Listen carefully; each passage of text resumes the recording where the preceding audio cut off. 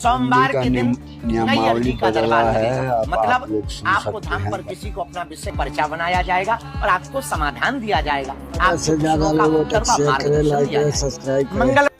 मंगलवार को पुरानी पेशी का दरबार लगेगा। जिनके पर्चा बन चुके उनकी पेशी चढ़ेगी व उनसे मिलकर के संवाद किया जाएगा, उनको उपाय बतलाए जाएंगे। बुधवार को पुनः नई अर्जी का दरबार लगेगा।